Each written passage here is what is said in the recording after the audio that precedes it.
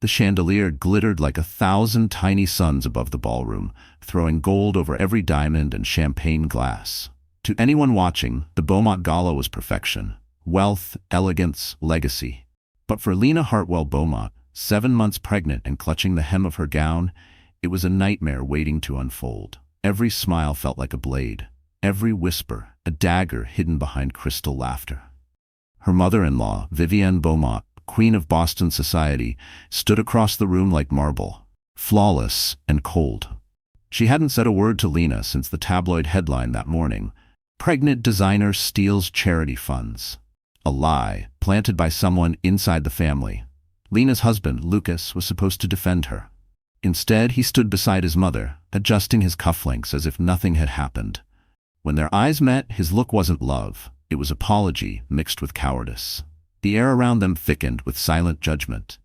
Dahlia Pierce, the family's glamorous PR director, floated past, her red gown like a warning sign. She leaned close to Lena, voice dripping honey and venom. "Smile, sweetheart. Cameras love a strong woman pretending she's not breaking." Then she glided away before Lena could answer. A tremor ran through Lena's hands. She pressed her palm over her belly. Her son kicked, as if sensing her fear. The orchestra played something soft and cruelly elegant. Vivienne clinked her glass for attention, ready to begin her annual speech. Lena took a step back, wishing she could vanish into the marble walls. But then, as the spotlight swung across the hall, it stopped for a beat, right on her. Dozens of phones lifted. She felt exposed, fragile, hunted. Vivienne's painted smile widened. "And of course," she said sweetly, "our family's newest member, my dear daughter-in-law Lena, who has brought quite a lot of attention lately." Laughter rippled through the guests, polite but poisonous. Lena swallowed her tears. She'd survived whispers before, but tonight felt different. Tonight, something deliberate was unfolding. Across the room, she caught Dahlia whispering to an event coordinator, pointing subtly toward her. A flash of movement. 2 security men adjusting the hallway lights near the backstage door. The music changed to a waltz. Vivienne raised her glass once more, her diamonds catching the light. "Some stains," she murmured loud enough for nearby tables. "Just don't wash out, no matter how expensive the dress." The laughter grew sharper, echoing off the chandeliers. Lena turned toward the exit, the humiliation burning through her like fire. Then she noticed it. One of the hallway cameras above the stage had stopped blinking. Its tiny red light, once steady, had gone dark. Something was about to happen, and someone had made sure no one would see it. The music drifted into another elegant waltz as waiters glided through the ballroom carrying trays of champagne. Guests laughed, oblivious to the invisible storm gathering behind the velvet curtains. Lena tried to breathe through the tightness in her chest. Her heart pounded against her ribs, a rhythm out of place in a room built for control. Dahlia appeared beside her again, smiling too brightly. "There's a problem with your dress," she whispered, brushing invisible dust off Lena's shoulder. "A little stain, red ink maybe." Vivienne noticed. "She wants you to come backstage so we can fix it before photos start."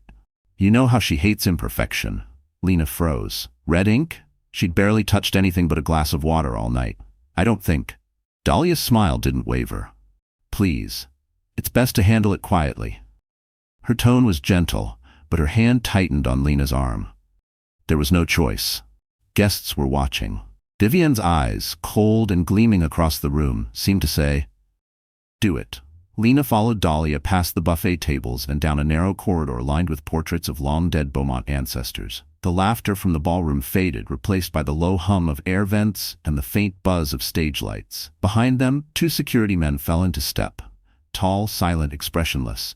They reached a door marked "Staff Only." Dahlia pushed it open, revealing a small backstage storage area filled with gowns, cleaning supplies, and a single mirror surrounded by dim bulbs. Waiting inside were 2 of Vivienne's sisters-in-law, socialites wrapped in silk and superiority. "There she is," one of them said, feigning concern. "Poor thing, you've made quite the headline this week." Lena's voice trembled. "This isn't necessary. There's no stain." "Vivienne just wants to be sure," Dahlia replied smoothly, closing the door behind her. The click of the lock was soft but final. Lena's stomach turned. The 2 security guards stood near the exit, blocking her path. "Please," she said, voice cracking. "I'm pregnant. I don't feel well. Oh, we'll be gentle, Dahlia said with mock sympathy. Just take off your jacket. Let's see what all the fuss is about. Lena backed toward the mirror, clutching her shawl tight around her shoulders. I said no. Dahlia's smile faltered for the first time. Her eyes hardened. Don't make this difficult, Lena. We're trying to protect the family name. Do you really want another scandal? The words hit her like a slap. She thought of the article, the whispers, the way Lucas had stood silent when she'd begged him to deny the rumors. This is cruel, she whispered. One of the women stepped forward. What's cruel is dragging our name through the dirt. If you have nothing to hide, prove it. Lena's pulse roared in her ears. She turned toward the door. Open it. Now. Dahlia blocked her path, her perfume sharp and suffocating. You're shaking, she murmured. That's guilt, darling. Before Lena could respond, the hallway lights flickered. A brief blackout, then a dim, yellow emergency bulb overhead. For a split second, Dahlia glanced upward, irritated. Why is maintenance such a disaster? None of them noticed Grace, the quiet catering assistant, slipping through the side door with a tray of glasses. She froze at the sight before her. A pregnant woman cornered by socialites and guards. Instinct told her to back away, but the fear in Lena's eyes made her stay. Grace set the tray down silently and reached into her apron for her phone. As the argument escalated, Grace hit record. The red dot on her screen blinked faintly in the shadows. Then Dahlia said it, the line that would soon destroy her. Take off the coat, Lena. We need to make sure you're clean. The guard stepped forward. Lena's breath caught in her throat, and the recording kept rolling. The air inside the storage room turned heavy, thick with perfume and tension. The single mirror's bulbs flickered, throwing slices of yellow light over polished heels and trembling hands. Lena stood motionless, her shawl clutched like armor. The two socialite women hovered near the racks of gowns, whispering in cruel amusement. Dahlia's smile had vanished completely now, replaced by the kind of cold determination that only came from power unchecked. Let's not make a scene, Dahlia said softly, stepping closer. We'll be done in a minute. Just remove the jacket and let us check.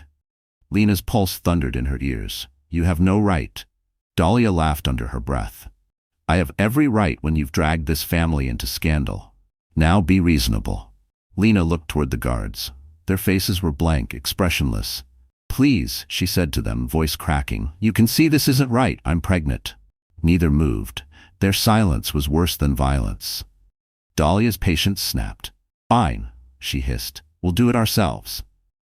She reached for Lena's arm, but the moment her fingers brushed fabric, Lena flinched back, stumbling into the mirror. The bulb above them popped, showering sparks. The women gasped. Stop, Lena shouted. Her voice cracked through the silence. Don't touch me. But they didn't stop. Dahlia's cousin stepped forward, grabbing the shawl from Lena's shoulders with a single yank. The fabric fell away, leaving her in a thin silk dress that clung to her body and the visible curve of her belly. Her humiliation was complete. See? Dahlia sneered, her voice icy. Nothing to hide but attitude. Tears welled in Lena's eyes. You think this makes you powerful? She whispered. You're nothing but cowards. Behind the stacked linens, Grace trembled as she continued filming. Every second felt like a sin to watch, but a duty to record. Her hands shook so hard she nearly dropped the phone. Dahlia turned toward one of the guards. Check her dress, she ordered. Even the guard hesitated. Ma'am, she's... Do it, Dahlia snapped. He stepped forward awkwardly, as if every fiber of him screamed against it. That hesitation saved everything. At that exact moment, the door creaked open. A maintenance worker poking his head in, startled by the raised voices. What's going on here? He asked. Nothing, Dahlia snapped, waving him off. Private family matter. The worker frowned. Ma'am, this is a public facility. You can't lock people. Before he could finish, one of the women slammed the door shut again. The echo of it rang like a gunshot. Lena's breathing turned ragged. She pressed both hands over her belly, trying to shield the child from the chaos. The baby kicked sharply, as if sensing her terror. You'll regret this, Lena said hoarsely. Every single one of you. Dahlia leaned close, her breath warm and poisonous, against Lena's ear. No, darling, you'll regret ever marrying into power you couldn't control. Then, a flash. Someone's phone had gone off, capturing the scene by accident. Dahlia turned sharply. Whose camera is that? But Grace was already gone, slipping out the service exit, clutching her phone like a lifeline. Inside, Vivienne's sisters-in-law muttered nervously. "This has gone too far," one whispered. "We should stop." "No," Dahlia said, straightening her gown. "We finish what we started. No one humiliates the Beaumonts and walks away clean." Lena looked up, her tears gone, replaced by something far stronger, fury. "You're right," she said quietly. "No one walks away clean." Outside, down the service corridor, Grace hit upload. The video file syncing to the cloud, its progress bar glowing red. And inside that room, the last bulb flickered out, plunging everything into darkness. For a moment, there was nothing but darkness and ragged breathing. The mirror's last bulb fizzled out, leaving the backstage room drenched in shadow. Lena could hear the rustle of fabric, a stifled gasp, a heel scraping the floor. Someone cursed softly. Then, a sharp, hollow thud. When the lights flickered back, Dahlia was on the ground. Her head rested awkwardly against a trunk of spare linens, a dark smear staining the pale concrete beneath her. The other women screamed. One of them stumbled backward into the wall, knocking over a rack of gowns. "She's bleeding!" a voice shrieked. Lena froze, her breath shallow, her heart hammering so hard it hurt. For a second she didn't understand what she was seeing. Dahlia's hand twitched once, then went limp. "What did you do?" one of the women cried, pointing at Lena. I didn't touch her." Lena's voice cracked. She fell, she tripped. But no one was listening. One of the security guards was already on his radio. "We've got an incident. Medical team to the South Hall now." The chaos ignited instantly. The door burst open, letting in a blinding spill of hallway light and the thunder of footsteps. Waiters, guests, and staff crowded the corridor, drawn by the screams. The two socialites shouted over each other, insisting Lena had attacked Dahlia. Lena shook her head in disbelief. "No, she fell. Please, I didn't." But the sight was against her. Dahlia on the floor, blood trickling from her temple, and Lena standing over her with her hands stained crimson from the spilled makeup vial that had burst beside the trunk. "Step back," a man barked. It was hotel security. Two guards pulled Lena away as paramedics rushed in. "I didn't do anything," she pleaded, twisting in their grip. "I didn't touch her." Flashes exploded outside the door. Paparazzi, tipped off within minutes. Someone had leaked the story before she could even understand what had happened. Within 10 minutes, the once grand Beaumont gala had turned into a crime scene. The orchestra stopped. Guests whispered. Vivienne Beaumont pushed through the crowd, face pale but eyes sharp as knives. "What have you done?" she hissed when she saw Lena restrained. "Nothing," Lena sobbed. "She slipped." Vivienne looked at Dahlia's still form being carried out on a stretcher. "You've destroyed this family," she said coldly. "You've humiliated us enough. I'll make sure the world knows what kind of woman you really are." Lucas appeared behind her, jaw clenched, refusing to meet Lena's eyes. "Just let them handle it," he muttered. "Lucas." "Please," she cried. "Tell them the truth." He said nothing. As the paramedics disappeared down the corridor, reporters shouted questions. Was there a fight? Did the pregnant wife attack her husband's assistant? Vivienne turned to the cameras, expression grave but measured. "It's a tragedy," she said. "My daughter-in-law has been under stress. We'll let the authorities decide what's true." That sentence sealed Lena's fate. Within minutes, she was escorted through the same golden doors she had entered hours earlier, the cameras flashing like lightning around her. The whispers followed her down the marble steps, unstable, violent, jealous. Inside her chest, panic clawed at her lungs. Every breath burned. And yet, somewhere far away in the service wing, Grace's phone vibrated with a single notification. "Upload complete." She stared at the thumbnail of the video. Dahlia's hand ripping Lena's shawl, Vivienne's laughter in the background, and the moment before the lights went out. Grace exhaled shakily. "Oh God," she whispered. "They have no idea what's coming." Back at the gala entrance, a journalist's voice rang out over the noise. "Mrs. Beaumont, is it true there's security footage of the attack?" Vivienne froze for a fraction of a second. And for the first time that night, the Queen of Boston society looked afraid.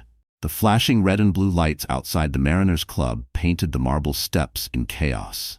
Guests huddled near their cars, whispering as Lena was led out between two officers, her silk gown torn, her cheeks streaked with tears. The night air bit through her skin. Cameras followed every step, their bulbs bursting like gunfire. Mrs. Beaumont, did you attack your husband's employee? Is it true the victim might not survive? Were you jealous of your husband's relationship with Dahlia Pierce? Lena tried to speak, but her voice broke. I didn't hurt anyone. No one cared. The reporters wanted a villain, and Vivienne had already given them one. Across the steps, Vivienne stood beside Lucas, a hand dramatically pressed to her chest. We're cooperating fully, she told a camera crew, her tone pure grief. My daughter-in-law is unwell. We only want her to get help. The words hit Lena harder than the cold. Unwell. A single word, and every whisper would turn to judgment. Lucas didn't even look at her. He stared at the ground, his mother's shadow swallowing him whole. The officers guided Lena into the back of a black and white cruiser. The door slammed shut with a metallic finality that made her heart twist. Through the window, she saw Vivienne turn toward the cameras and dab fake tears from her eyes. Inside the car, Lena's body shook uncontrollably. Her hands, still stained from the broken vial of red makeup, looked like evidence. She pressed her palms against her knees to stop them from trembling. The baby shifted inside her belly, a small, desperate movement that nearly undid her. It's okay, she whispered. Mommy's here. Mommy's okay. The drive to the precinct blurred into streaks of city light. Every intersection, every flash of a phone camera, felt like another piece of her dignity being stripped away. When they arrived, a female officer escorted her into a side entrance, away from the reporters. Just procedure, the woman murmured. Try to breathe. Inside, the fluorescent light hummed coldly. A nurse checked her vitals, heart rate too high, blood pressure unstable. The officer hesitated, clearly torn between duty and pity. You're 7 months along, right? I'll see if we can move fast. Lena nodded numbly, unable to find words. Her mind replayed the scene over and over. Dahlia falling, the blood, Vivienne's look of satisfaction. None of it felt real, and yet the weight of it pressed down like stone. Hours passed before Lucas appeared. For a brief, foolish moment, hope flared in her chest. Maybe he'd come to tell the truth, but when the officer opened the door, he wouldn't meet her eyes. Lucas, she whispered, voice cracking. Please, tell them it was an accident. He swallowed hard. It's complicated, Lena. The press, the family's reputation. Her voice hardened. Our child's life is not complicated. He flinched but said nothing. Then, quietly, Mother's lawyer says it's best if you cooperate. If you sign the statement, this will be easier. Lena stared at him in disbelief. You want me to confess to something I didn't do? Lucas didn't answer. He simply set a folder on the table and left. The moment he was gone, the nurse returned with a clipboard and a soft whisper. Someone just called for you. Said his name is Gregory Hartwell. Lena's heart stopped. Her father, the man she hadn't spoken to in years. He said, the nurse continued, to tell you, I've seen the footage. Sit tight. You won't spend the night there. Lena blinked, stunned. The footage? The nurse nodded slowly. He said the cameras didn't go dark everywhere. Outside, thunder rolled over the city, and somewhere across Boston, a powerful man was already gathering every lawyer, every ally, every weapon he had. Boston woke to headlines screaming her name. Pregnant socialite arrested after gala brawl. Beaumont family in shock. Husband's assistant in critical condition. By morning, Lena's face was everywhere, on news sites, talk shows, even gossip podcasts. She sat in a small holding room at the precinct, still wearing her ruined gown, the thin blanket around her shoulders doing little against the sterile chill. Her mind pulsed with exhaustion and disbelief. Every time she closed her eyes, she saw Dahlia fall, saw Vivienne's cold satisfaction. A knock on the metal door startled her. A detective entered, followed by a tall, silver-haired man in a tailored navy coat. Lena's heart clenched. She hadn't seen that face in years. Strong jaw, steel gray eyes, the kind of presence that filled a room. Dad, she whispered. Gregory Hartwell didn't rush to hug her. He simply looked at her for a long moment, his expression unreadable. Get her a doctor, he said to the detective. His voice carried the kind of authority that didn't need volume. Already done, sir, the detective replied quickly. Obstetrics team's on standby. Gregory turned to Lena. Are you hurt? She shook her head, tears welling. No, but they're saying I know what they're saying, he interrupted, quiet but sharp. And it's going to stop today. The door opened again. 2 lawyers in suits entered, both from Hartwell and Associates, the powerhouse firm Gregory owned. One slid a thick folder onto the table. We've already secured a motion to release her on bail under medical supervision, he said. We've also subpoenaed the venue's surveillance archives. The detective blinked. That fast? Gregory gave a small, icy smile. I built the network that broadcasts your news, detective. I move faster than your paperwork. Lena's breath caught between gratitude and fear. Dad, why are you here now? You cut me off years ago. His jaw tightened. Because you chose to marry a Beaumont, and I don't rescue people who walk willingly into traps. But when I saw that footage, he paused, emotion flickering beneath his composed surface. I realized you didn't just marry the wrong man. You married into cruelty. Lena bit her lip, her voice trembling. The footage? What did you see? Gregory looked straight into her eyes, enough to ruin them. He turned to his lawyers. Issue a press statement in 30 minutes. Announce that the Hartwell Group has obtained security footage showing coercion and assault against a pregnant woman. Don't mention her name yet. Make the world curious. The lawyer nodded and hurried out. Gregory faced the detective again. My team will handle her transfer to a private hospital. You'll have full cooperation from us, but if anyone leaks another image of my daughter, I'll sue the city into silence. Understood? The detective swallowed hard. Understood, Mr. Hartwell. Minutes later, Lena stepped out of the precinct under a canopy of flashing cameras, but this time, black SUVs blocked every lens. Her father's security surrounded her, forming a wall of silence. Inside the car, Gregory handed her a bottle of water. You're going to a clinic. The baby comes first. After that, we fight. Lena stared at him, voice small. They hate me, Dad. They'll destroy me. No, he said, his tone like iron. They've already destroyed themselves. They just don't know it yet. She looked out the window, watching reporters swarm uselessly behind the barricades. For the first time in days, she felt a flicker of safety. Gregory glanced at his phone, reading a new message from his legal team. He smiled faintly. Security footage uploaded. Timestamp, 20 minutes before the blackout. Everything's on record. He looked at his daughter, eyes cold with purpose. Now, Lena, he said softly, let's remind them who they tried to humiliate. By noon, Boston wasn't talking about the gala anymore. It was talking about the footage. Every news outlet ran the same breaking banner.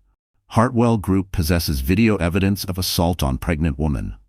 In a private hospital suite overlooking the Charles River, Lena lay propped against white pillows, her hand resting on her belly as her father paced near the window.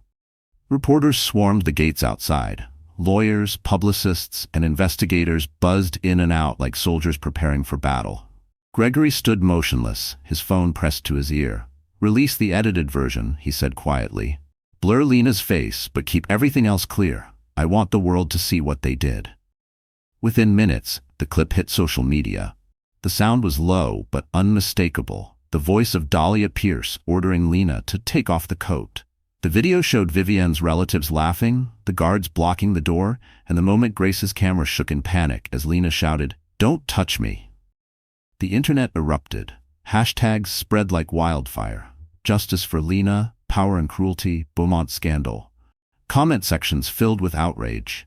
Even news anchors trembled as they described the footage, an act of humiliation inflicted on a pregnant woman by one of Boston's most revered families. In less than 2 hours, Vivienne's charity partners suspended all collaborations. Her phone exploded with calls from sponsors, lawyers, and reporters demanding answers. The board of the Beaumont Foundation convened an emergency meeting.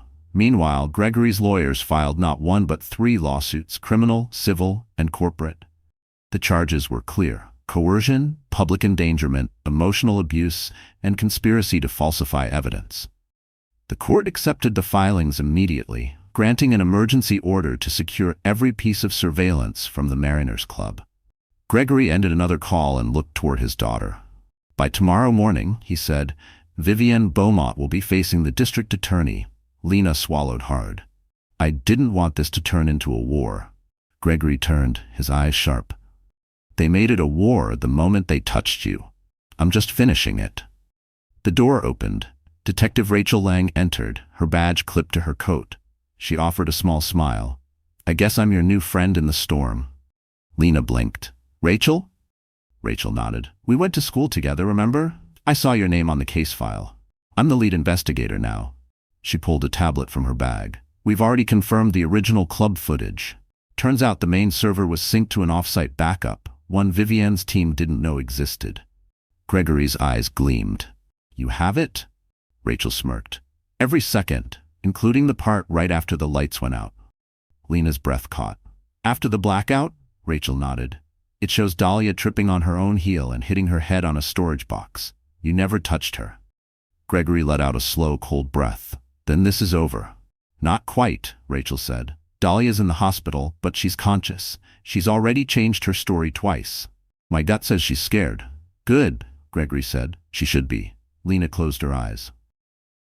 The baby shifted gently beneath her hand, almost as if sensing the change. For the first time, she didn't feel powerless. Rachel leaned closer. We're scheduling interviews tomorrow morning.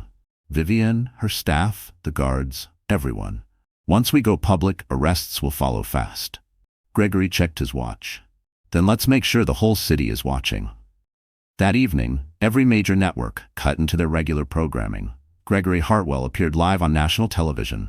Calm, composed, relentless, he spoke a single sentence that froze the country. My daughter was assaulted, humiliated, and lied about. But the truth has teeth, and it's about to bite. The broadcast ended. Phones rang across the city. And inside the Beaumont mansion, Vivienne's reflection cracked for the first time. Morning broke over Boston like a loaded gun. Outside the Beaumont estate, reporters formed a wall, cameras raised, voices sharp. Inside, Vivienne Beaumont sat at the head of a long oak table surrounded by lawyers and advisors who looked more like frightened hostages than professionals. Her pearl necklace trembled slightly against her throat as she slammed a newspaper onto the table. Beaumont matriarch accused of orchestrating assault on pregnant daughter-in-law. Vivienne's eyes burned with fury. They're destroying us, she hissed. He's destroying us. Across town in the glass tower of Hartwell Media, Gregory stood before a war room of screens. Every network, every social feed, every trending tag pulsed with his daughter's name. His empire, once dedicated to building narratives, was now tearing one down. Keep the heat on, he told his communications director. Every outlet, every commentator, they tried to strip my daughter's dignity. Now we strip their reputation. Meanwhile, in the hospital, Lena sat by the window, sunlight painting soft lines over her face. She could hear the city buzzing below. The horns, the protests, the flashes of camera light. Her phone buzzed nonstop, strangers sending love, survivors sharing their own stories. Rachel Lang arrived mid-morning, coffee in hand and determination in her stride. We've got confirmation, she said, setting down her tablet. The district attorney has issued formal subpoenas for Vivienne, Lucas, and Dahlia. They're to appear this afternoon. Lena blinked. That fast? Rachel smiled. Your father doesn't waste time, and neither do I. At that exact hour, chaos unfolded inside the Beaumont headquarters. Lucas Beaumont, pale and sleepless, was on a call with his CFO when his screen went black. Every account, every credit line tied to the Beaumont Foundation froze simultaneously.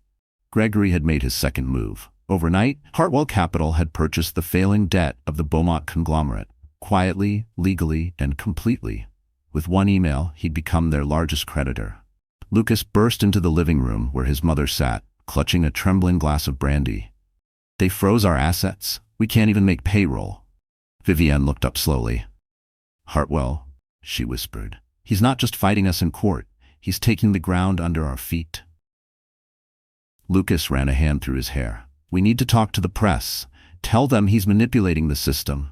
No, Vivienne snapped. The press is his system. Across town, Gregory's team gathered the final piece of their offensive. A live-streamed press conference scheduled for 4 p.m. Every major network had agreed to broadcast it. The title, Truth and Accountability, the Beaumont Case. At 3:45, Vivienne received the invitation in her inbox, sent directly from Gregory's office. Attached was a single sentence. Attend if you want to see how your lies die. By 4, the world watched as Gregory Hartwell stepped to the podium, flanked by his attorneys and Detective Lang.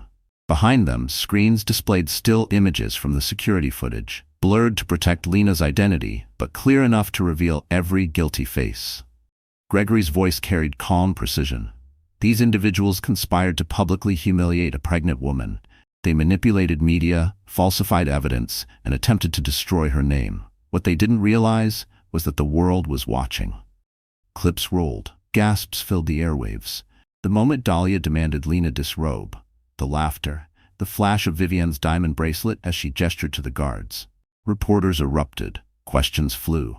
The city shook. Within minutes, the district attorney confirmed to the public that arrest warrants had been signed. Vivienne's phone buzzed on the table beside her untouched drink. She didn't have to look to know what it was. The law had arrived at her door. In the hospital, Lena watched the live stream, her heart pounding. Rachel smiled softly. It's happening. Justice, fast and loud. Gregory's closing words echoed through every broadcast, cutting deep and final. They stripped her of her dignity. We stripped them of their power. That's balance. Outside the Beaumont mansion, police sirens wailed. And inside, Vivienne Beaumont finally understood what it meant to lose control. Lucas Beaumont hadn't slept in 2 days. The city outside his penthouse pulsed with anger. Protests, flashing cameras, headlines screaming justice for Lena. His phone rang non-stop with calls he didn't answer.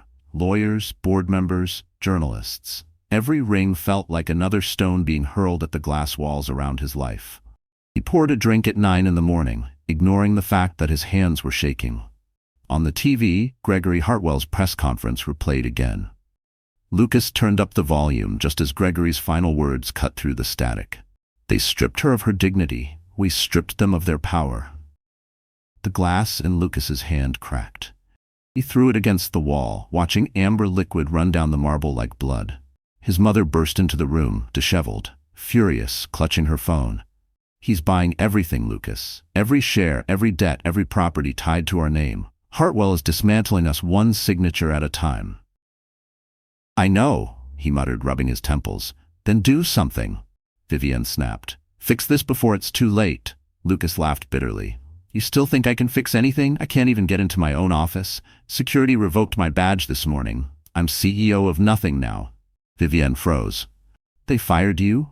He looked at her, hollow. No, Mother. They erased me. Outside, a convoy of black SUVs pulled up to the Beaumont corporate tower. Reporters swarmed as men in suits entered the building, holding sealed court documents. The board of directors, many of whom had invested with Hartwell Capital, had voted unanimously to remove Lucas Beaumont as acting CEO. By 10 a.m., the news hit every network. Lucas Beaumont ousted as CEO. Hartwell Group acquires controlling stake. Lena saw the report from her hospital bed. For a moment, she felt nothing. No victory, no triumph. Only the quiet ache of knowing that the man who once promised to protect her had stood by while others destroyed her. Rachel entered the room carrying a folder. Thought you'd want to see this, she said. Inside were still photos from the newly recovered footage. Lucas standing at the door during the assault, frozen in silence. Lena looked at the picture for a long time. He watched, she whispered. He saw everything. Rachel nodded and said nothing. That silence is his guilt. At the same time, Lucas stood before the Beaumont boardroom, facing a half-circle of executives who avoided his gaze. I can explain, he began. This scandal is your fault, one of them cut in. The investors are gone, the assets frozen, and now the police are circling your mother. You're toxic, Lucas. We can't afford you. Vivienne slammed her hand on the table. You cowards wouldn't exist without this family. Exactly, another replied coldly. That family is the problem. Security escorted them both out within minutes. Cameras caught every second. The once powerful Beaumont matriarch and her fallen heir pushed out of their own empire. The footage aired live, played side by side with clips of Lena's quiet composure at the hospital. Public opinion shifted completely. Sympathy for the Beaumonts evaporated. Admiration for Lena and Gregory soared. Back in the hospital, Gregory entered Lena's room carrying a laptop. Watch this, he said. On screen, Lucas stood outside a courthouse, reporters shouting questions. His face was pale, almost translucent. Lucas Beaumont, one shouted, do you have anything to say to your wife? He opened his mouth, but no words came out. For the first time, the man who had built his life on image had nothing left to say. Gregory closed the laptop. That, he said quietly, is what truth does. It takes the voice of liars. Lena looked out the window at the glowing city below. Is it over? She asked softly. Gregory hesitated. Not yet. We've cut off their money. Now we cut their lies. He placed a folder on her lap. Court dates, witness lists, deposition plans. The next step, he said, is justice in front of the law. Outside, thunder rolled again over Boston. And somewhere across the city, Vivienne Beaumont picked up her phone and called someone she swore she'd never speak to again. Boston's skyline glittered under a gray morning, but the Beaumont Tower stood dark, its lights dead, its nameplate removed overnight. To the world, it was still a symbol of legacy and luxury. To Gregory Hartwell, it was a battlefield he had already won. In his downtown office, Gregory leaned over a polished walnut desk, signing a document as his legal team waited.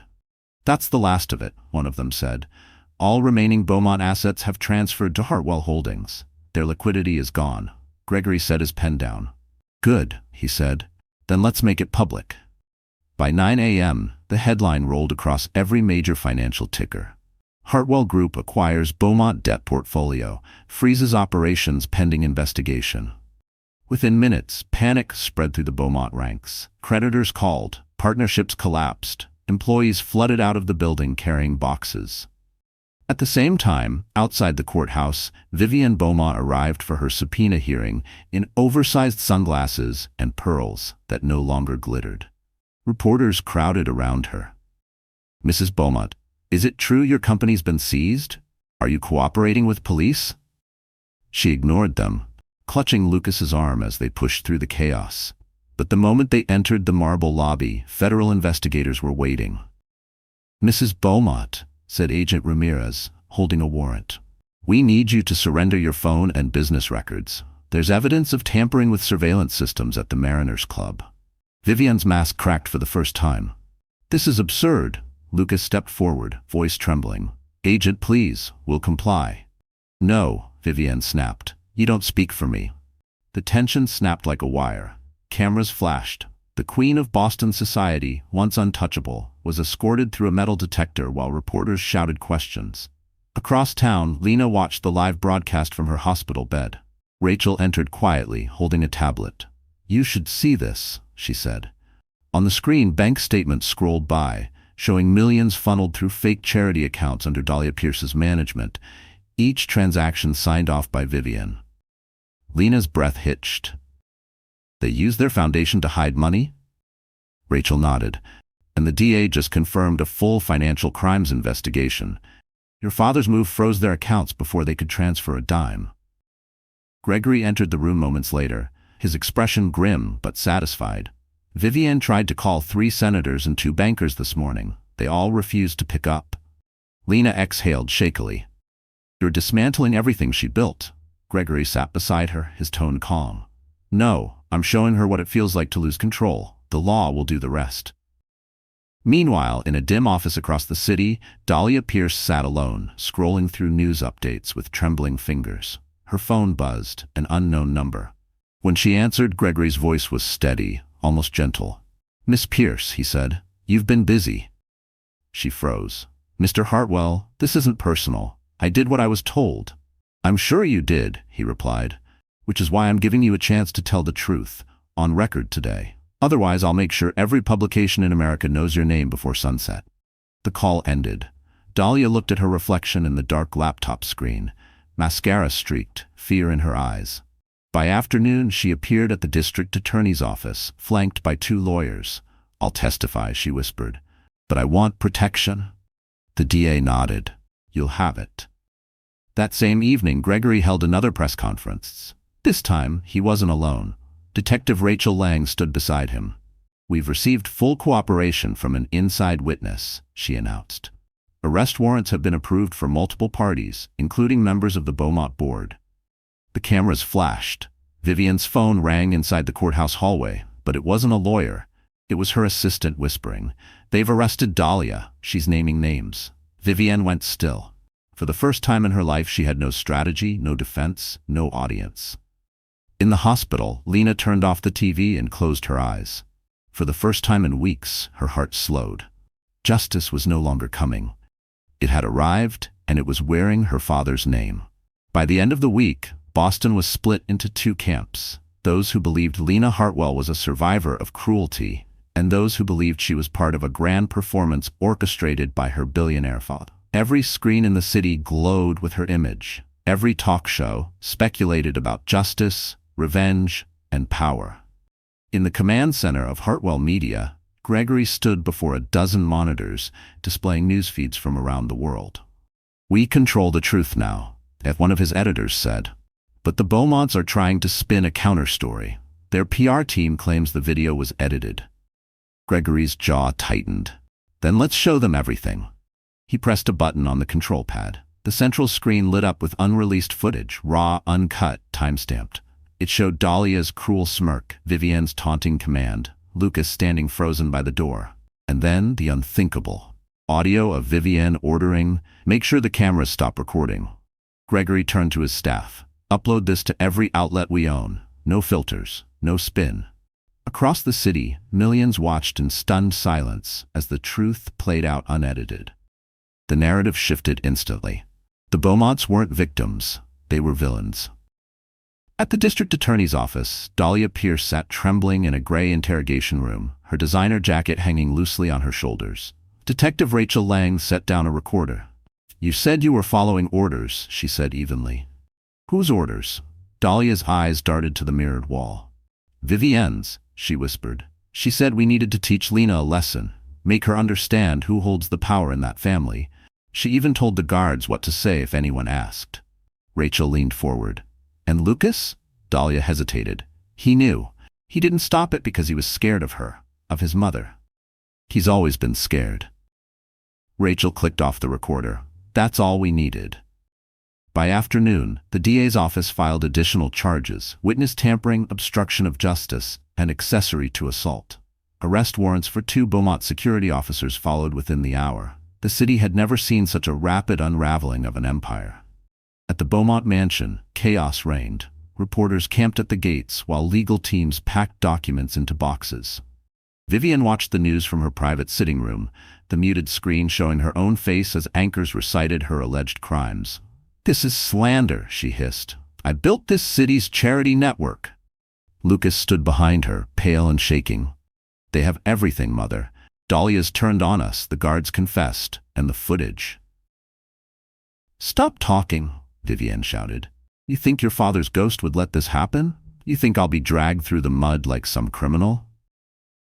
Lucas didn't answer. For the first time, he saw the woman behind the pearls in perfection, small, desperate, terrified. At Hartwell headquarters, Gregory received a call from Rachel. "The Beaumont staff is cooperating," she reported. "We've recovered their private server. There are emails proving Vivienne paid off reporters to smear your daughter." Gregory's voice turned ice cold. "Send copies to every federal agency. Let her drown in her own lies." Meanwhile, Lena watched the live news feed from her hospital bed. For the first time, she saw everything. Every sneer, every cruel word, every moment they tried to break her. It wasn't just pain anymore. It was vindication. She whispered to herself, "You can't erase the truth." Rachel entered the room minutes later. "They're done, Lena. The DA wants to schedule court dates immediately. This will go public." Lena nodded slowly, eyes glistening. "Good. Let the world see exactly how power collapses when it's built on cruelty." Outside, storm clouds rolled in, thunder rumbling like applause. In the Beaumont mansion, Vivienne turned from the darkened TV, whispering to herself, "He can't win forever." But she didn't know. Gregory wasn't just winning. He was rewriting the rules of power, one revelation at a time. By the time the courthouse doors opened, the crowd outside stretched for blocks. Reporters lined the steps, their microphones angled toward the marble entrance like weapons. The trial of Lena Hartwell versus the Beaumont family had become the event of the decade, part courtroom drama, part morality play. Inside, cameras had been granted limited access by special order of the judge. The world would witness every word, every tear, every truth. Lena stood at the defense table, a pale blue maternity dress replacing the couture gowns she used to wear at Beaumont events. Her belly was round now, full and visible, a symbol of both fragility and defiance. Beside her, Gregory adjusted his tie, calm but razor-sharp. Across the aisle, Vivienne Beaumont sat like a statue carved from ice, her pearls replaced by a court-issued bracelet tracker. The judge entered. Court is now in session. The first witness, Detective Rachel Lang. Her testimony was concise, methodical, devastating. The footage recovered from the Mariners Club shows the defendants, Vivienne Beaumont, Dahlia Pierce, and Lucas Beaumont, engaging in an act of coercion, physical intimidation, and psychological abuse toward Mrs. Lena Hartwell. The victim was 7 months pregnant at the time.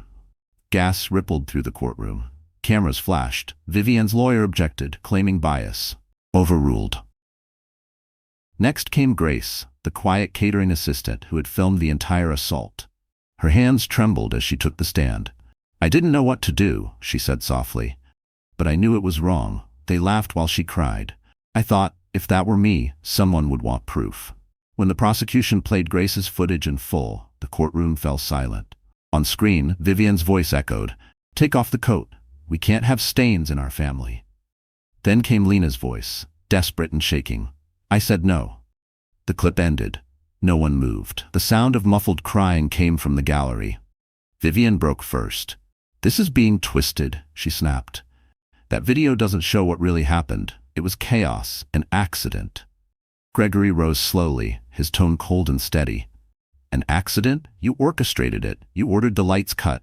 You hired guards to block the door. Do you want me to play the recording of your phone call from that night?"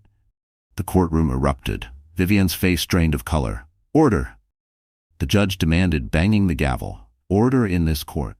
Gregory continued, unflinching. "We subpoenaed your personal assistant. She confirmed you said, and I quote, 'Make sure the cameras stop recording before we teach her a lesson.'" Vivian stared at him in horror. "You wouldn't dare." "Oh, I already did," Gregory replied. Outside, news networks broke the story live. Explosive evidence revealed at Beaumont trial. Social media exploded in outrage. The hashtag Justice for Lena hit 100 million posts in under an hour. When Lucas took the stand, the tension was unbearable. His voice shook. "I didn't want this," he said. "But my mother, she said if I defended Lena, she'd disown me." Gregory's lawyer stepped forward. "And did you defend your wife?" Lucas looked down. "No." The silence that followed was deafening. Vivian turned toward him, disbelief twisting her face. "You coward," she hissed. "You betrayed your own mother." The judge pounded the gavel again. "Mrs. Beaumont, one more outburst and you'll be removed." Lena sat motionless, her hands resting over her stomach. For the first time, she wasn't the one trembling. The prosecution rested. The defense tried to recover, but it was too late. Every lie, every cruelty, every act of arrogance had been stripped bare. As court adjourned for the day, reporters rushed to capture the moment. Lena stepped outside with Gregory and Rachel at her side. The flash of cameras blinded her, but this time, she didn't flinch. A reporter shouted, "Mrs. Hartwell, what do you hope comes from all this?" Lena smiled faintly. "Truth," she said, "the kind that doesn't need to be edited." Behind her, the courthouse doors slammed shut, echoing through the city. And for the first time, the world stopped seeing her as the victim. She had become the storm. The verdict wasn't in yet, but the world had already made up its mind. Overnight, Vivian Beaumont went from Boston's queen of philanthropy to its most despised socialite. The city that once bowed to her name now crossed the street to avoid it. Every major sponsor pulled out of the Beaumont Foundation. Luxury brands revoked their partnerships. Anonymous emails leaked internal memos detailing years of misuse of charity funds. What had started as a family scandal had become a corporate implosion. In her penthouse suite, Vivian sat surrounded by stacks of unopened letters and legal notices. Her reflection in the glass wall looked older, smaller. The pearls that once symbolized power now hung around her neck like a chain. "Mother, we have to leave the city," Lucas said quietly, pacing behind her. "Hartwell owns everything. Our lawyers, our debts, our story. We can't win this." Vivian didn't turn. "You think I'll run? Let that man and his bastard daughter ruin everything I built?" Lucas stopped pacing. "What's left to ruin?" Vivian spun toward him, eyes blazing. "Your father's name, my reputation. This family was built on control, discipline. That girl destroyed it all with one video." "No," Lucas snapped, his voice shaking. "You destroyed it. You humiliated a pregnant woman on camera and turned your own son into a coward." The room went silent. For the first time in his life, Lucas saw fear in his mother's eyes. Meanwhile, across town, Gregory Hartwell watched the live stock reports. Beaumont Industries shares had fallen 76% in 2 days. The board had issued an emergency vote to dissolve the company. Effective immediately, the news anchor said, the Beaumont name is being removed from all corporate assets. Lena watched beside him, her hand resting protectively over her belly. "They're losing everything," she said softly. Gregory looked at her, unreadable. "You think that's justice?" "I think it's balance," she replied. But balance was a fragile thing. Outside, angry protesters surrounded the Beaumont estate. Banners waved, "Justice for Lena," and the elite. Social media lit up with clips of Vivienne's trial, each more damning than the last. Inside, Vivienne tried to call old allies, senators, investors, charity directors, but every number went straight to voicemail. Even her lawyer refused to answer. By evening, federal agents arrived at her doorstep with a warrant. The moment was captured by dozens of cameras. Vivienne Beaumont, once draped in couture, now stood in a gray coat as an agent read her rights. Her hands trembled, not from fear, but disbelief. "I gave this city everything," she whispered, "and this is how it repays me?" Lucas stood beside her, eyes wet. "We did this, Mother. We earned it." The agents led her away as flashes painted the night. Back at the hospital, Rachel entered Lena's room, holding a folder. "The DA wants to fast-track sentencing. With the financial crimes added, Vivienne could face 20 years. Dahlia gets 5 with cooperation. Lucas, maybe probation if he keeps helping." Lena nodded slowly. "I don't hate them," she said, "but I'll never forget what they did." Gregory looked at his daughter for a long moment. "You don't have to hate them," he said. "They've built their own prison." That night, as the news looped footage of Vivienne being taken into custody, Gregory turned off the TV. The world finally knew the truth, but victory felt hollow. Lena stirred in her sleep, one hand over her unborn child. Gregory sat in the dark beside her, eyes distant. For the first time, he wondered whether revenge was ever enough. Outside, thunder rolled over the city again, a sound like the closing of a final curtain.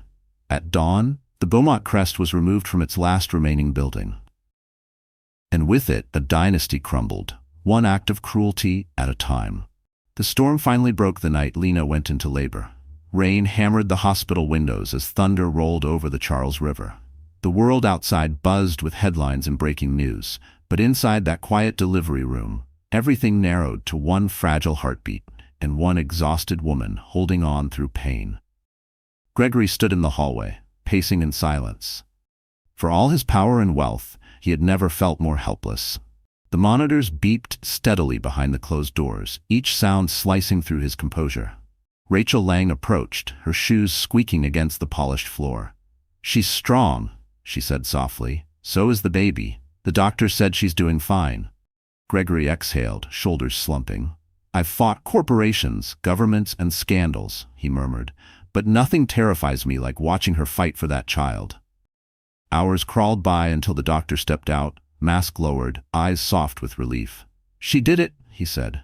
"A healthy baby boy, 7 pounds, 1 ounce." Gregory's throat tightened. Can I see them?" He entered the dim room quietly. Lena lay propped against the pillows, her hair damp, her eyes half closed but glowing with something fierce and peaceful. In her arms wrapped in white, the baby stirred. "He has your mother's eyes," Gregory whispered. Lena smiled faintly. "And your stubbornness." For a long moment, father and daughter said nothing. Outside, the rain softened into mist. The chaos of the world faded to silence. Then Lena's gaze darkened. "What happens now, Dad? The trial's ending, the Beaumonts are ruined, but it doesn't feel like peace." Gregory pulled a chair beside her. "Because justice and peace aren't the same thing," he said quietly. "Justice is loud. Peace takes time." She traced the baby's tiny fingers. "I don't want him to grow up in hate." "You won't let him," Gregory said. "That's why I know he'll be fine." Later that evening, the hospital lights dimmed, and Rachel returned with news. The judge issued sentencing. Vivienne got 15 years for coercion and obstruction. Dahlia, 5 years mandatory community service. Lucas pled guilty to negligence and conspiracy, 2 years of probation, no inheritance rights. Lena stared at the ceiling, absorbing the words. "So it's really over?" Rachel nodded. "Officially, yes. But people will talk for years. This trial changed everything, how the media treats victims, how society sees power." Gregory looked at his daughter, pride and sadness mingling in his eyes. "You did that," he said. "Not me. You faced them and didn't break." Lena's voice was barely above a whisper. "I almost did." "But you didn't," he replied. She turned toward him, her eyes shimmering. "I used to think revenge would heal me," she said. "Now I just want to build something better." something that helps women like me. Gregory smiled faintly. Then let's make that happen. I'll fund whatever you need. No, she said softly, shaking her head. Not your empire's money. I want to start with something clean, something mine. He studied her for a moment, then nodded. Fair enough, but whatever you build, I'll be there to protect it. He stood and looked down at the baby, now sleeping peacefully. What will you name him? Lena smiled, her eyes distant but calm. Ely, she said. It means, my God ascends. Gregory's throat caught. It suits him. As he left the room, he paused at the window. Reporters waited outside, flashes of light cutting through the rain, still hungry for the next headline. But for once, Gregory didn't care about the noise, the power, or the war he had won. In that quiet hospital room, surrounded by the hum of machines and the slow breathing of a newborn, he saw something money could never buy. For the first time in years, Gregory Hartwell believed in redemption. The courthouse was quieter this time, but the weight in the air was heavier than ever. Reporters filled every seat, pens poised, cameras ready. The world had been waiting for this moment, the final sentencing in the case that had shaken Boston's elite to its core. Lena sat in the first row beside her father, her baby now 3 weeks old and safe at home with a nurse. She wore a simple black dress and no jewelry. She wasn't here as a symbol anymore, she was here as a woman demanding closure. The judge entered, stern and composed. We are here to deliver sentencing for the defendants in the Commonwealth versus Beaumont et al. Vivienne Beaumont sat at the defense table, her once perfect posture now slightly slumped. Lucas sat beside her, eyes downcast, pale as paper. Dahlia Pierce fidgeted behind them, her hands shaking. The courtroom buzzed with anticipation. The judge began reading the charges, each word cutting deeper than any blade. Vivienne Beaumont is found guilty of coercion, obstruction of justice, and conspiracy to commit assault. She is sentenced to 15 years in state custody, with no possibility of early release. Gasps rippled through the room. Vivienne's face twisted, disbelief flickering into fury. You can't, she shouted, standing. This is political. She pointed at Gregory, he's orchestrated all of this. Order, the judge barked, slamming the gavel. One more outburst and I will have you removed. Vivienne's words choked in her throat. She sat down slowly, trembling. For the first time, there was no one left to listen to her voice. The judge turned to Dahlia. For her role in fabricating evidence and aiding the assault, Miss Pierce will serve 5 years in prison, followed by community service and mandatory therapy. Dahlia nodded weakly, tears sliding down her face. I'm sorry, she whispered toward Lena. I really am. Lena met her eyes for the briefest second. Then prove it, she said softly. Finally, the judge looked at Lucas. The room fell silent. Mr. Beaumont, though not directly involved in physical acts, your failure to intervene, your silence, and your attempt to conceal evidence make you complicit in these crimes. The court sentences you to 2 years probation, community service, and the full forfeiture of your family inheritance. Lucas looked up, his voice barely audible. I understand. Do you? Gregory muttered under his breath, his eyes fixed on the man who had once promised to protect his daughter. The judge banged the gavel once more. This court is adjourned. Outside, the news exploded within minutes. Beaumont family sentenced. Justice for Lena Hartwell. Crowds cheered outside the courthouse as the police led Vivienne away in handcuffs. For the first time, the once untouchable matriarch faced the world without her pearls, without her power, without her mask. Lena and Gregory exited through the side door, avoiding the media frenzy. Rain began to fall again, soft and steady, as they reached the waiting car. You got what you wanted, Gregory said quietly. Justice. Lena looked up at the gray sky. No, she said. Justice belongs to the law. I just wanted peace. He studied her face, the calm, the resolve, the quiet strength that reminded him so much of her mother. You've changed, he said. She smiled faintly. You did too. As they drove away, the city lights flickered against the wet streets. Inside the courthouse, reporters swarmed the empty benches, replaying the moment the Beaumont empire fell. On every television in Boston, the same image appeared, Vivienne being escorted to a prison van, her head bowed. Back in her hospital room, Lena returned to her baby that night. She held him close, his tiny heartbeat steady against hers. It's over, she whispered. No more fear. Outside the window, the rain finally stopped. In the courthouse archive, the final words of the judge echoed through the speakers as the news replayed. The law does not serve the powerful, it serves the truth. Lena smiled softly, rocking her child. And for the first time the truth had finally won. Spring came early that year, soft and golden, washing the city of Boston in a warmth it hadn't felt in months. The trial had ended. The cameras had moved on, and the Beaumont name had disappeared from headlines. But in a quiet brick building overlooking the harbor, something new was being born. The sign outside read, "Shield Her Foundation, a refuge for women facing abuse, coercion, or humiliation." Inside, the atmosphere was nothing like the cold offices Gregory Hartwell once ruled. Light poured through tall windows. Walls were painted pale cream. Photos of smiling mothers and children lined the hallway. It smelled of lavender and coffee. At the center of it all stood Lena Hartwell, wearing a soft beige blouse and a gold pin shaped like a feather. Her son, Eli, slept in a carrier on her chest as she reviewed paperwork with Rachel Lang and Grace, the quiet catering worker who had once saved her by pressing record. Grace looked around the bustling office, eyes wide. "It's hard to believe this all started in that awful ballroom," she said. Lena smiled gently. "That night took everything from me, but it also gave me purpose." Rachel chuckled.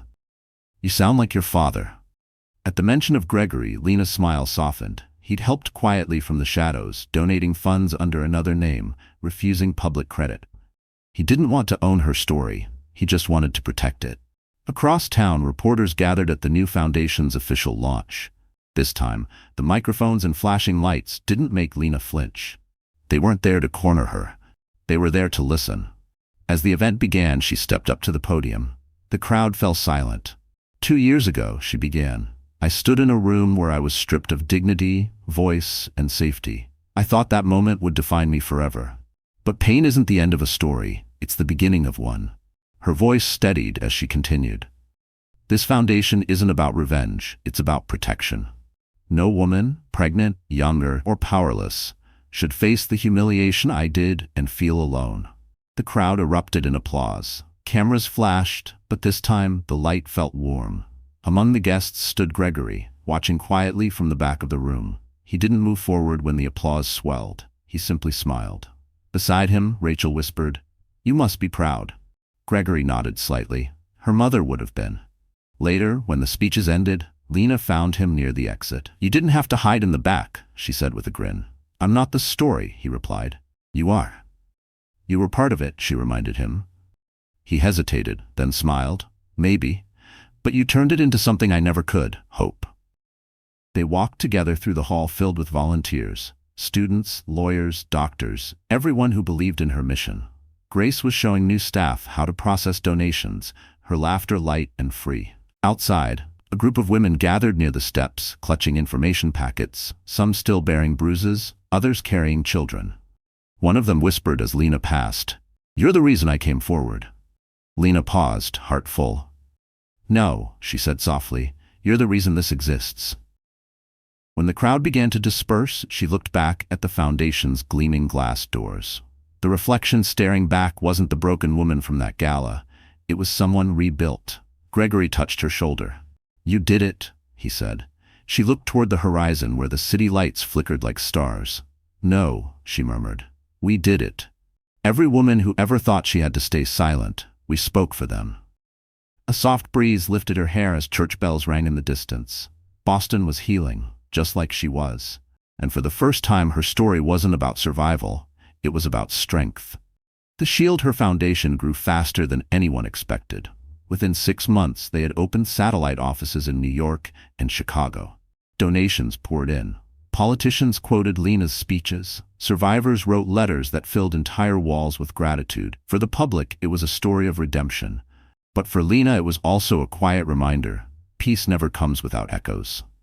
One rainy afternoon, while sorting mail in her office, Lena found a thick, unmarked envelope. Inside was a handwritten letter. The elegant cursive stopped her breath. "Vivienne Beaumont." She hesitated before reading.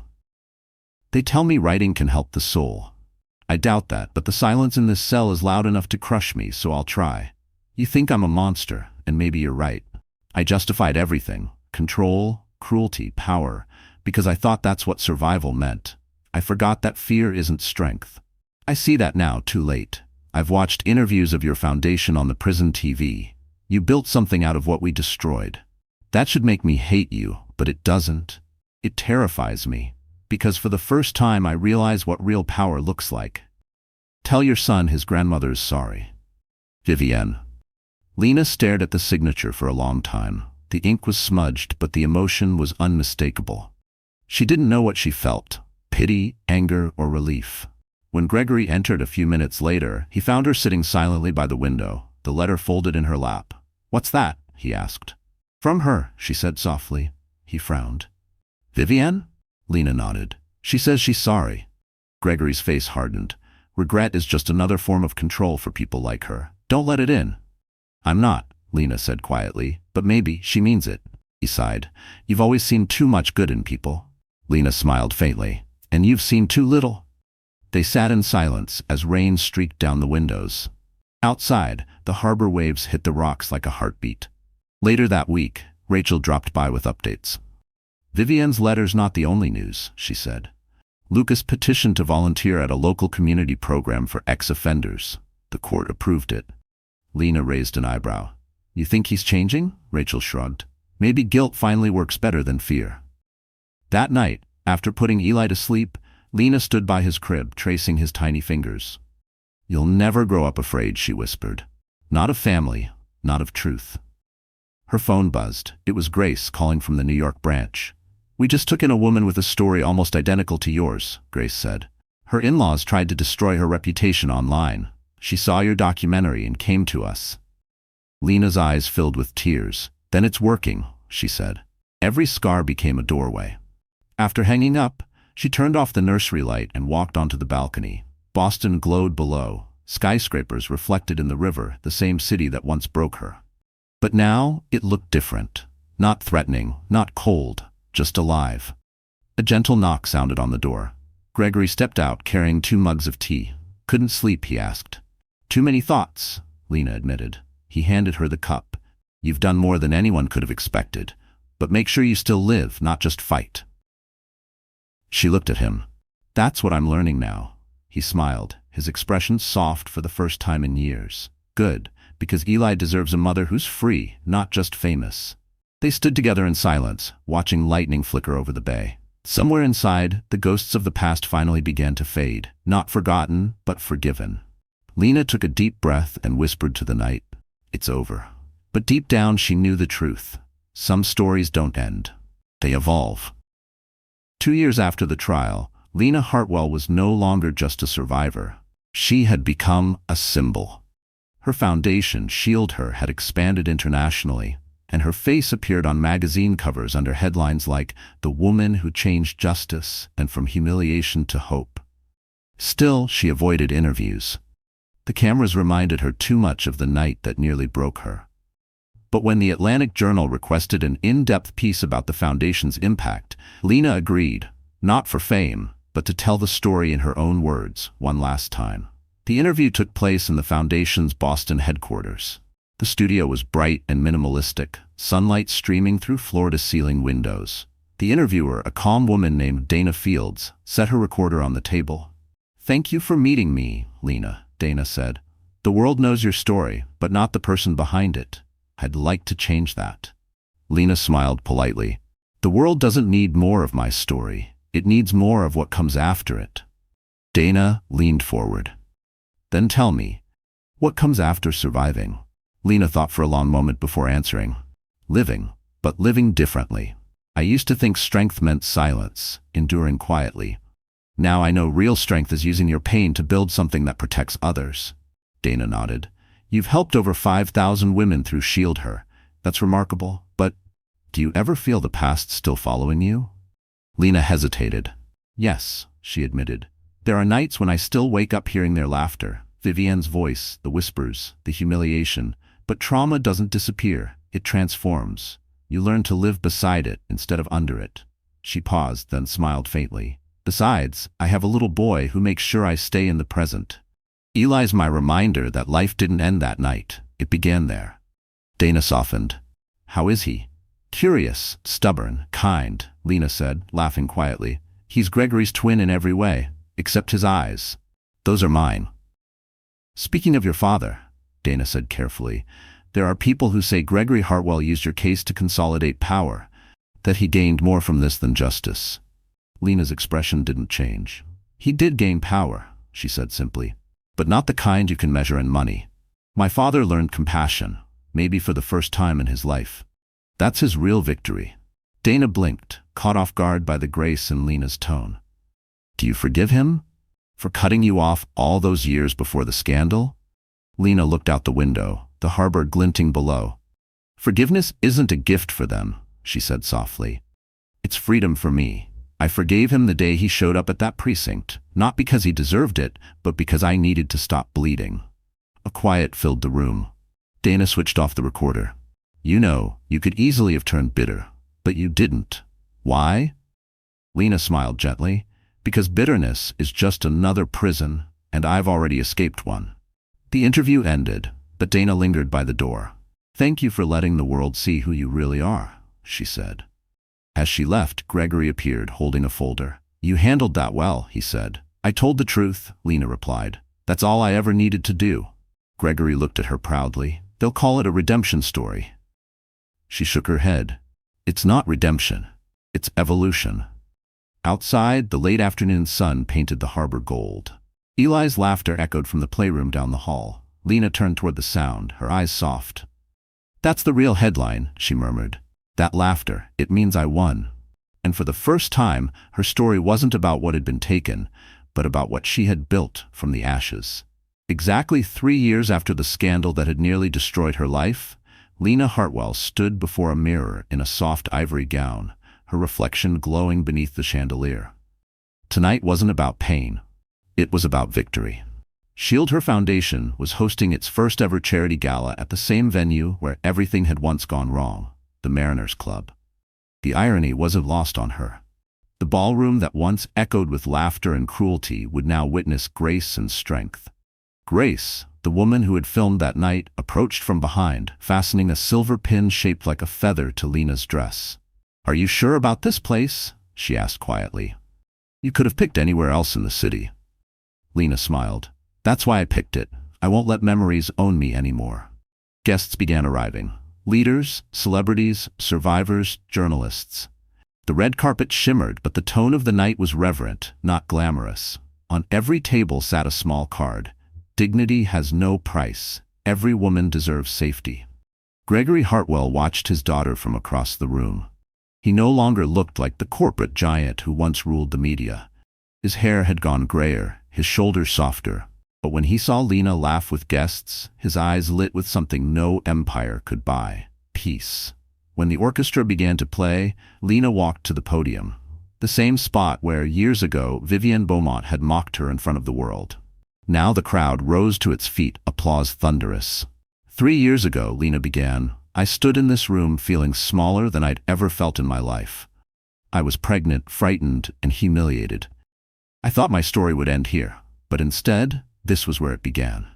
The room fell silent. She continued, voice steady. Every woman here knows what it means to be silenced. Tonight, we break that silence, not with anger, but with purpose. Because what they meant for shame became our foundation. Applause swelled again. Cameras flashed, but this time the light didn't burn. It illuminated. Gregory joined her on stage, his hand resting gently on her shoulder. I used to think power meant control, he said. But my daughter taught me that true power is protection. She rebuilt what others tried to destroy, and tonight we honor that strength, not just hers, but every woman's. The crowd rose once more, clapping, some in tears. Later, as the night unfolded, donors pledged millions. Survivors shared their stories on stage. Rachel Lang, now the Foundation's Director of Legal Advocacy, announced the launch of a nationwide hotline. Grace presented a new program for pregnant women facing abuse, aptly named the Ava Project, in honor of Lena's middle name. But the most powerful moment came when a small group of women entered the room quietly, former employees of the Beaumont estate. They had come on their own, dressed simply, faces solemn. The crowd parted as they approached Lena. One of them, an older maid, spoke softly. We worked for her, for Vivienne. We saw what she did to you. We stayed silent then. We're sorry. Lena's eyes glistened. She reached out and took the woman's hand. "You don't owe me forgiveness," she said gently. "You owe it to yourselves. You're free now. Don't let the past chain you." A hush fell. Cameras captured the moment, but it didn't feel like publicity. It felt like healing. When the night ended, Lena stepped onto the balcony overlooking the harbor. The same skyline that had once mocked her now shimmered like a promise. Gregory joined her, a glass of champagne in hand. "You changed the story," he said. She smiled, watching the waves. "No, Dad, I just finished the chapter." Behind them, the orchestra began to play again, soft, elegant, full of light. And for the first time, the Mariners Club wasn't a scene of humiliation. It was a monument to rebirth. The morning after the gala, sunlight spilled over the Boston harbor, golden and quiet. The city seemed to breathe differently now, softer somehow, as if the ghosts of its scandals had finally been laid to rest. Lena Hartwell woke early, the sound of seagulls drifting through the window of her townhouse. For the first time in years, she felt rested. No nightmares, no flashbacks, just peace. Eli's laughter echoed down the hall. She followed it into the kitchen, where Gregory sat at the counter reading the morning paper while Eli spooned cereal onto the table instead of into his mouth. "You're teaching him bad habits," Lena teased. Gregory glanced up over the newspaper, his expression soft. "He's teaching me patience. Seems fair." She laughed and kissed Eli's head before pouring coffee. "You're not supposed to be up this early, Dad." He folded the paper, revealing a headline that made her pause. "The Mariners Club Gala raises $40 million for women's protection initiatives." Beneath it was a photo of her at the podium, strong, calm, radiant. The caption read, "The woman who turned humiliation into hope." Gregory handed it to her. "You did that." She shook her head. "We did that." After breakfast, she took Eli to the waterfront park near the foundation's office. The spring air was crisp, the world blooming again. People recognized her, waved politely, but no one intruded. She was no longer a headline. They saw her as a person. As Eli toddled toward the fountain, a woman approached hesitantly. She looked nervous, holding a folded newspaper.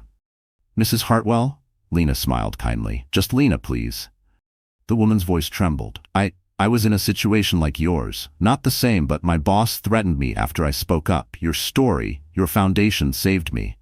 I just wanted to say thank you." Lena reached out, touching the woman's hand. "You saved yourself," she said gently. "We just gave you a place to land." The woman nodded, eyes shining. "You gave me courage." When she left, Lena turned back to see Gregory watching from a bench. He had that quiet look of pride again, the same one he wore the day she launched Shield Her. Later that afternoon, they visited the foundation together. The lobby buzzed with life. Volunteers packing care boxes, lawyers reviewing case files, survivors laughing over coffee. On the wall behind the reception desk, a mural depicted a phoenix rising from flames, its wings spreading across the ceiling. Grace walked up, carrying a file. "You have a call from the governor's office," she said. "They're proposing a partnership. Statewide funding for victim protection programs." Lena blinked. "That's huge." Grace grinned. "I told you we were just getting started." As she walked toward her office, she passed the framed letter from Vivienne Beaumont. Its ink now faded, but its message eternal. She had chosen to keep it there as a reminder that pain can be transformed, even when forgiveness seems impossible. Her office window overlooked the harbor. The same skyline that once symbolized everything she lost. Now it symbolized everything she rebuilt. Gregory joined her, holding 2 cups of tea. "You ever think about what's next?" he asked. She smiled softly. "I used to think the story ended with revenge. Then I thought it ended with justice. But now, I think it never really ends. It just changes direction." He chuckled. "You sound like a philosopher." "Maybe motherhood does that," she said. "You start seeing life as chapters instead of battles." They stood together in the sunlight, watching the water shimmer. A knock came on the door. Rachel stepped in, holding an envelope. "From the governor," she said. "And Lena, congratulations." Lena opened it. Inside was a proclamation, signed and sealed. April 12th, Shield Her Day, State of Massachusetts. For a moment, Lena couldn't speak. Tears welled in her eyes. Gregory rested a hand on her shoulder. "Your mother would have been proud," he said quietly. Lena looked out at the harbor, the light reflecting like silver across the waves. "I think she is," she whispered. Eli's laughter echoed from the hallway. The world outside was brighter, alive. And as the sun rose over Boston, Lena Hartwell finally understood. Her story hadn't been about revenge at all. It was about legacy. So, that's how the story ends. My dear friends, you're still here, aren't you? If you've stayed with me until this moment, then something in Lena's journey must have touched your heart in a quiet, personal way. Maybe it reminded you that pain doesn't have to define us. It can refine us. The Stoics used to say, what stands in the way becomes the way. Lena's suffering became the very path that led her to strength, compassion, and purpose. Marcus Aurelius once wrote, "You have power over your mind, not outside events. Realize this, and you will find strength." That's the truth of healing. It isn't about revenge or forgetting. It's about reclaiming peace within yourself. So if life has ever stripped you of your dignity or your voice, remember this story. Remember that even the darkest night can give birth to a brighter dawn. If this journey made you feel something, hope, courage, or even just a little more faith in humanity, then please like this video, share it with someone who needs it, and subscribe to our channel. Because somewhere out there, another woman is waiting to be reminded that she too can rise again. And maybe, together, we can help her believe it.